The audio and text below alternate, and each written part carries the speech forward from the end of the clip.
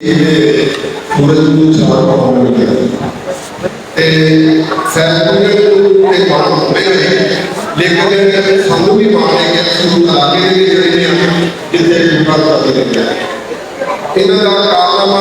मैं ही कहूँगा कि एक बंदा नहीं नहीं आ रहा है वो काम जो दायरे में करना वो कर रहा है बंदे नहीं कर रहा है और आखिरी काम इन्होंने अल्लाह बंदियां याद ना है तफसीर कुरानी में लिखी है और इतनी मेहनत दी है ये वो भी जानते हैं और अल्लाह पाक ने तफसीर रखियां दे और इंशाअल्लाह ताला ये जितना काम कर गए थे इन्हों के नाम कुछ नहीं होना इन्हों का नाम बड़े जो भी पंजाबी की तारीफ की जाएगी पर एक पंजाबियों के हथ जोड़ के गुजारिश है कि खुदा अपनी जुबान अपने और खुदे पंजाबी बड़ी मीठी जुबान बड़ा लंबा रिश्ता है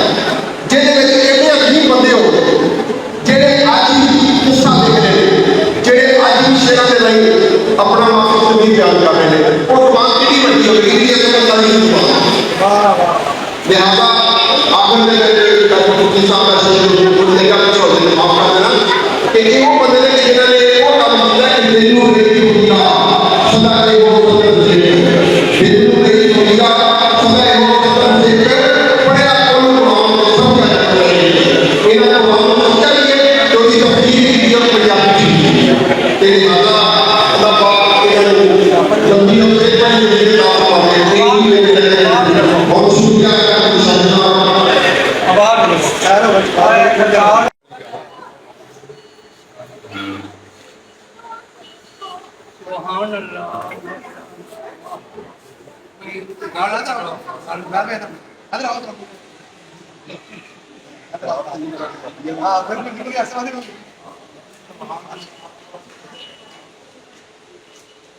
परम हो गया